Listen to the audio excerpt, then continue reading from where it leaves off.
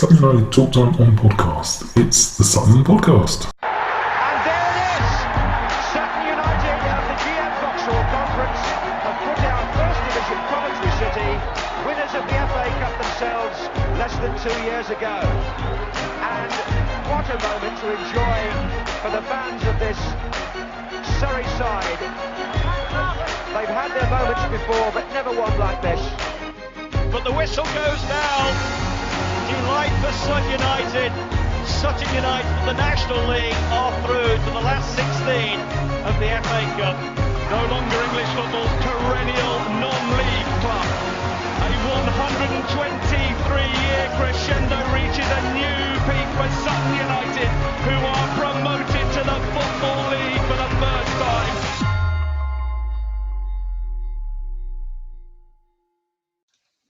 Hello and welcome to the Sutton United Talk Time podcast midweek treat extra. So it's another little episode. Wasn't a planned one, but when you see such a proud father basically tweeting throughout the day, you just got to grab your moments. And joining me today is Ross White, who is one of or all of the under-18 coaches. If you could tell us a little bit about yourself, Ross. Yeah, so I do the under-18s with the Scholar Boys. Obviously do it with Rick Wellard, and also obviously Marvin, obviously heading up the academy. Obviously we work quite close together. Excellent. And as I said, very proud moment. Obviously you're proud of the boys anyway, but they reached quite far in the cup this year. And we were there last night. Well, obviously you were there last night, but quite a few people popped down last night, including myself, freezing cold, to watch them play Preston North End. Yeah, no, we of course. I think as an academy, we're proud of the boys. That, like you said, anyway. The boys had last night had a great chance to make history. I think it's been 123 years since any under-18s have got into the fourth round through Sutton. So. They had the carrot. Unfortunately, on the night, obviously, it didn't happen. But like I said to the boys last night, they can push their chest out, and so I mean, they took Preston North End like right to the wire. In my opinion, maybe I think it should have gone the other way. But coming to a penalty shootout, it's a flip of a coin. Yeah. I mean,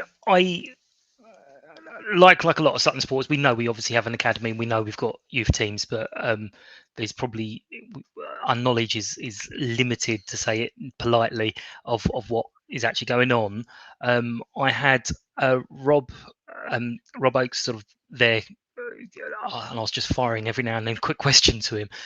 So we're an academy 4, a level 4 academy. Yeah, so obviously with the first team getting promoted, we went straight into a category 4 academy, which Cat 3 is a sort of like the level where you've got the Wimbledons, the Lutons, the Cambridges, and then it goes obviously to Cat 2 to Cat 1. Cat 1's being the Tottenham, Chelsea's, etc. So we had to go through quite a quick process for the Cat 4. A lot of the stuff, I'll be honest, obviously I only joined it in June, but a lot of the stuff was in place, and obviously that's down to the hard work of Marvin, Rick, and the team. But that got us into obviously playing in the Cat 3 league for the under-18s, which is brilliant. Right. And the process from sort of as soon as we've ticked that box was to now work towards the Cat 3, where the club's going and where the academy's going. Which, a lot of work behind the scenes. But it's really exciting times for the club. In the academy, we've changed training grounds. We've gone into a completely new league. So a lot of changes. Obviously now we're working with scholar boys. Now we can offer scholarships, which again is just exciting stuff. But a lot of hard work. Yeah, no doubt. I mean, there's certain things I'm just not sure of, and forgive the ignorance. So is the academy status tied to the first team? So if say we went up this year, would the academy go up, and then if we went down, would the academy drop down? No, so the academy works. So for example, Preston North End being a championship side are cap free. It's just in terms of funding, training grounds, etc., etc. So if the first team went up, which fingers crossed they do, we will establish ourselves as a cap free. Right. Like I said, we're mixing with the likes of lots of big category 3 clubs that have been in there for years. So we're the new boys. Yeah, I mean, I was actually going to just say that because obviously, little old Sutton. Did you know much about Sutton before you joined, or you were supporting? Yeah, once upon a time. Excellent, excellent. Once upon a time. So you're gonna know a bit more about this anyway, because obviously any half decent player that we've had would be snapped up with Chelsea's, Palace's, Wimbledon's, because we're just little old tiny Sutton in the suburbs, but that can't happen now, can it? Yeah, so of course, so like us moving to Cat 3, obviously I don't like using the word, but like obviously you talk about contracts and part of a business model as well for the club. Obviously it's one to produce players into our first team. Also we're looking now, like not just the under 18s, we're looking from sort of under 8s all the way up to the under 18s. Right. You've got the bigger clubs looking at clubs like Sutton for talented footballers, and it can move into stages where money comes involved, and in terms of if a club wanted to take one of our players, technically being Cat 3, they're down on contract. So the financial side pops into it as well, in terms of the academy Cat 3 status. So. Oh, excellent! It's just a big kudos to the club for working hard. I mean, there's lots that we're doing, and this is one of them. Obviously, knowing the club, you would have been just as proud to hear everyone getting worried about the pitch, but not worried because of the first team. It was because of the academy and all the other teams. Was there any kind of worry as the season was starting to progress where you were going to play, or how were the plans already in place? I mean that business side was probably it's obviously more down to Marvin, the academy manager. But to be fair, Marvin was cool all the way through. He was quite calm, relaxed, considering he was spinning plates. I did at the start of the season. I didn't know if we were going to be playing at the stadium for different reasons. But to be playing our under 18s games at the stadium at home, it's great for the players, great for the boys, great for the coaches. The boys going to get to play their games on a carpet. I mean, we go to a lot of good training grounds. But like you can see last night, the pitch is immaculate, and they've done a great job in the club just to basically pull that 3G up and put a pitch like that down. So yeah, no, there's always a big difference between training grounds. I mean, I'm useless at football, but one of my mates played on the Chelsea, the ones up at Cobham. They're lovely, but it's still still a training pitch. It's like, and they were Sunday League hackers running around on it. 500 of them as well. So. Yeah, absolutely, yeah. But so getting back to the match, I know you guys were asking for people to come down. I was like, yeah, I'm going to come down, and I really stupidly did that thing of, I know your game was on Wednesday the 8th. I knew your game was on the 8th, sorry, and I knew I had guests coming on Wednesday, and I had them both at 7 o'clock, and then suddenly I was like, that's the same time. Luckily, my guests were able to come in a little bit earlier last night, and I literally, I'm only up the road, so I pelted down the road, and I just made it as the players came out. Was that quite representative last night of how many people turned up? Because there was a lot of Preston North End fans there. Yeah, do you know? To be fair, I didn't. We spoke for the game. We're just interested in terms of who was going to turn up, and we spoke about Preston. I think they supplied a coach actually for their supporters, and they made a little bit of noise. But there were flags and chanting and everything else. Yeah, I mean, I've got total respect for that. I think coming down all the way from Preston on a Wednesday night. in about minus 30 degrees. You got to give them respect. But to be fair, like I love that. I love that for the players as well, because it builds an atmosphere, it builds pressure. But that's part of their development, and that's part of obviously going to go and play first team. That's something they're going to have to deal with and learn from. I did think I think AB was there as well, and he kind of, when it went to extra time and things got a little bit tense quite early on in the extra time, and players were getting overexcited, he kind of said, "Oh, is it right they should do extra time for this age group?" And I was like, I don't know. They've got to do it sometime. They can't. You've got to have that bit of pressure. Yeah, of course. I mean, for me personally, like, it's my opinion, I think it's brilliant. It's the game. Like if you're not going to do it at this age, under 18s, like, it's a great way to practice. A lot of pressure builds on the FA Youth Cup for different reasons. It's almost sometimes too much pressure for boys that age, where they need to look at the bigger picture. It is an important game. It was a great carrot last night for what we've had. But the bigger picture is them to get professional contracts. But I do think also, with having games like this, like I said, it comes now with a bit more experience.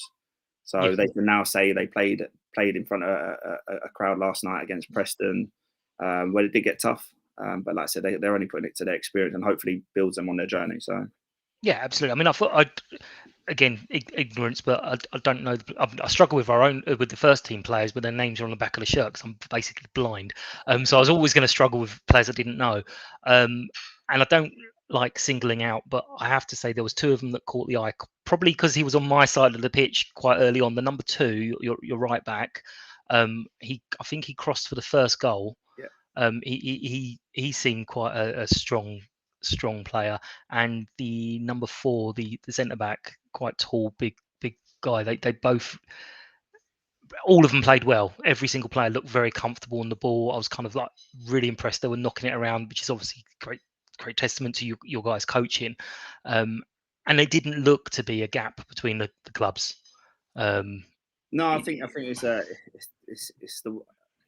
I bet it was speaking about you say about the it was Roman who crossed the ball, the right back, brilliant player, got a lot of potential, like loads and loads of potential, good size, strong, athletic.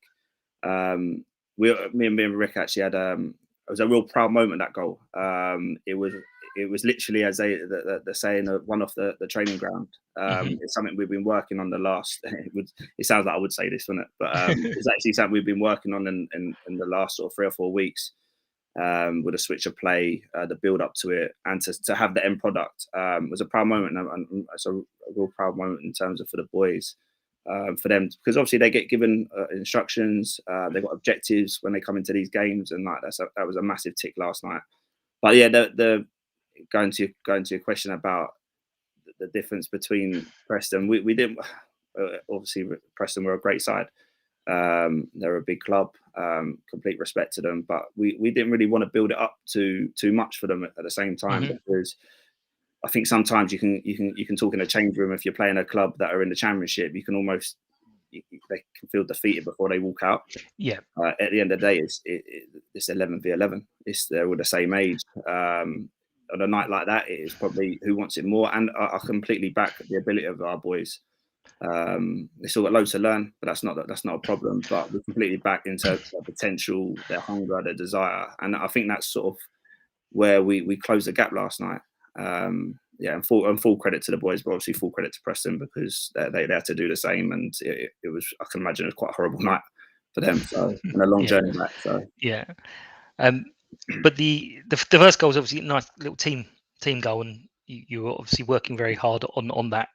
But our second goal was definite an absolute screamer. That would I mean, if that was in the first team, David Ajiboye, it would have been tweeted over and over and over and over. It was really good. The funny thing about that, Mike, it happened. The part of it happened in the first half as well. The ball's dropped out from a corner, and Johnny's got on the ball. And I wanted him, in my head, naturally, I wanted him just to lift it back into the area. But he tried to sort of shoot, and I was thinking, Johnny, what are you doing? Like, that can't be happening. We get caught here. And to happen exactly the same in the second half, ball come down, and I'm thinking, he's lining up to shoot it. I've told him about this, and then hit the top left-hand corner. It's sort of you hold your hands up, and you're like, "Don't shoot!" Yeah. So that was a brilliant goal. Struck it really well. like I said, top left-hand corner. Like from my angle, it looked like he had just absolutely no chance. No, It was a great moment for him as well. So yeah, I was on the far side, the curve a bit, and it definitely looked like a very good goal from there, even with my atrocious eyesight. So I did notice one of the players was I tweeted earlier that this was like their last season. So are they all 18 and they all move on, or are some of them slightly younger? No, so how the academy works with the Scholar Boys, we've got first years and second years. So the second year boys, that will be their last go at the under-18s in the FA Youth Cup, which is another tough one to swallow when it's your last go. A few of them boys last night being first years, they've got another go at it, which is brilliant for them. But like I said, to sort of like to try and go and make history and your last sort of throw the dice, like it makes it that little bit harder for the boys. But like I said, they have to be proud of themselves, like to get to the third round of, like I said, the old Sutton into the third round on a regular basis. Obviously, thanks to Marv and Rick in the past. It's a real good achievement. And hopefully next year, like we said, we can take that step further. Yeah, absolutely. I mean, I did. This is going to sound like I'm regularly talking to people, but I did when I sort of had the first incarnation of this podcast. I did have Marvin on, and we spoke a little bit about the academy. This was a couple of years ago now, and he said he was very, very strict on the education side, and if you're not doing well in the classes, you're not playing. How is that dealing with it as a coach? I mean. No, of course. Listen, you want your players playing, and I'll be honest, I'd back Marvin up with that. I think that if you look at the percentages of boys being professional footballers, it's a real tiny percentage, unfortunately. But if you're looking at that, like these boys have got to be doing their education. I think at Sutton, we're trying to build people as well, and it's not just a cliche saying. We're trying to build young men, and I think for them to sort of not do their education but expect to play football, I think it doesn't sit well with the academy. And I think it's morally right to make sure that education comes alongside with football. And like I said, if the boys unfortunately don't make professional football, which harshly might sound like a lot of them unfortunately won't, they have something to fall back on if that's education, if they go to university. So we're strict on that, and I think it's important. Yeah, no, I mean, it seems like the kind of thing you'd only have to do once to make a show of it, and people will go whoa, pull their socks up and make sure. But yeah, I do remember Marvin being quite strict on that a couple of years ago, and it's good to know that it's still the case. But yeah. I had many years ago, I was running a Sunday league club, an opposition manager. It was 4 players he wouldn't play because they didn't turn up every week, and he played the players that did, and these 4 players were great. And I've always thought, I wonder what I would do in that situation. I hope I'd make the right decision, but I just wonder what I'd do. So it's good. But one thing, this is going to sound really mercenary, and I don't mean it to sound mercenary, but many years ago, a friend of mine was mates with someone who's quite senior at the Chelsea academy, and apparently, and again, I don't know how true it is because it's been told that their objective was £10 million a year, or some figure like that, and it was like basically you're not expected to produce for the first team, you're expected to produce players that can then get sold on to other clubs. There's nothing. We don't have figures on that. We know obviously everything costs money, but we're aiming for the first team. Is that fair to say? I'll be honest. Putting a £10 million price tag on one of our players, I think it's quite a dramatic. No, I think their idea was they bring through so many players a year, and then they can sell them on to the smaller clubs and make. No, I think for us, Mike, like. Obviously, coaching the boys, like my interest is in the boys and to help the first team out by sending boys through and having that constant movement of our under-18s, even if it's training with the first team, getting contracts with the first team. My job is to produce players for the first team, but also that the football's football, and there's a business model to it as well. And we see that if we have a player and we've got the likes of Chelsea, for example, stiffing around a player and eventually wanting to sign a player, and the financial side comes in, that's only going to benefit the club as well. So Well, Yeah, my job is to create first team players, but there is a part of the side where we don't have a target on it, but it's a real important thing in terms of producing footballers that they might go and play higher, and obviously you get that side of football. Yeah, I mean, obviously. So what is there? Is there another little step for them now from under-18s? Is there another step before first team, or are they expect to kind of just? So no, it's a tough one, right? Because I think under-18s to first team there is a jump. So we have a process of players potentially going on loan. That's a real good learning opportunity to go and play some first team football. If they're doing it at a young age, they're obviously on the way up, which is brilliant. You get great experience of going on loan. Some players sometimes see it as a negative, but like it's a real positive experience if you're going on loan to gain that experience and be around first team football. Like Matt has been brilliant in terms of our boys going into train. A lot of Mondays we get a select few that go into train with the first team, and the players are great with them. They put the arm around them. I'm sure they give it a little bit to them as well, which is all about us. It's all about experience and about that's the level that these players want to be at. So they're going to have to sort of see the nice side and the not so nice side. But we're building. We've got a good relationship with the first team. And yeah, like I said, we'll just keep cracking on in terms of doing our best to produce players, and obviously that's our job. So Excellent. So if people wanted to come down and watch a few games, is it always at stadium, or do we play elsewhere? Well, to be fair, how obviously with the pitch being brought up in the summer, I think we've done the first half of the season where we travelled and we were away at every game.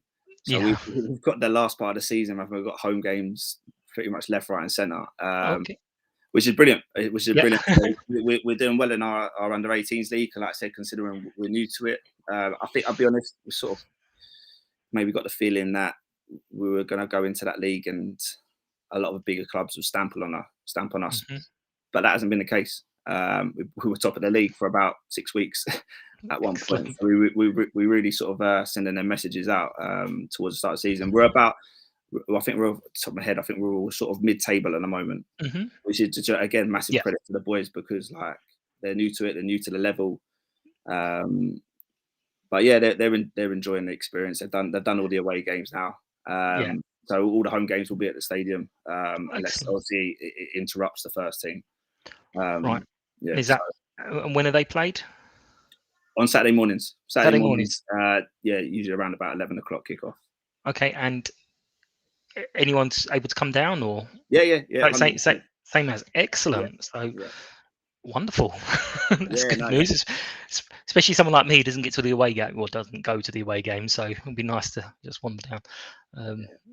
Good stuff. How did you find last night? I know you find questions. What did you think? No, honestly, and I'm not saying it because I'm talking to you, and I'm not just doing lip service. It was, I don't do many of the away games because I don't travel for miles and miles and miles. So there has been a little gap in my calendar for these couple of weeks from the first team where they were away at Newport and they're away again at Bradford, and it's like the next home game is 18th. So I was like, kind of like, I want to watch the club. And then when I was seeing it, as I say, right, I've penciled that in, and then I stupidly nearly missed it.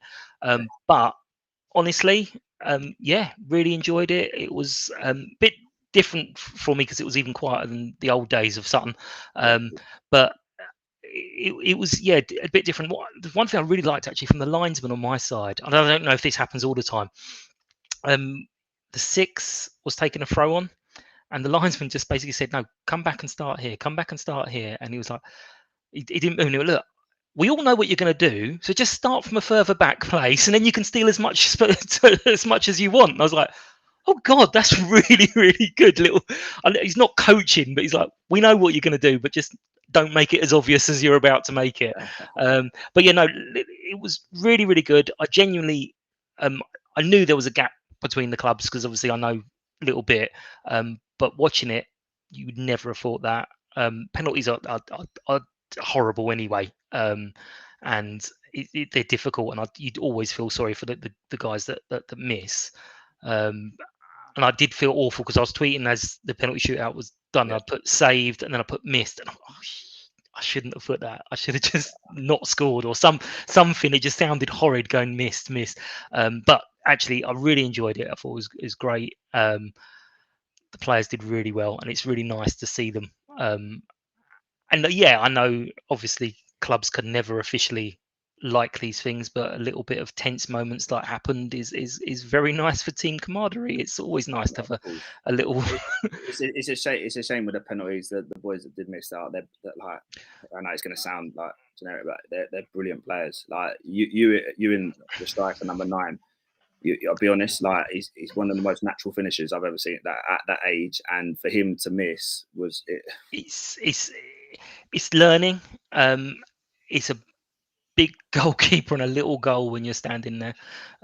But he actually had another great little moment. I think it was in the first part of the extra time where he harried down the keeper or the central defender and had another really good chance.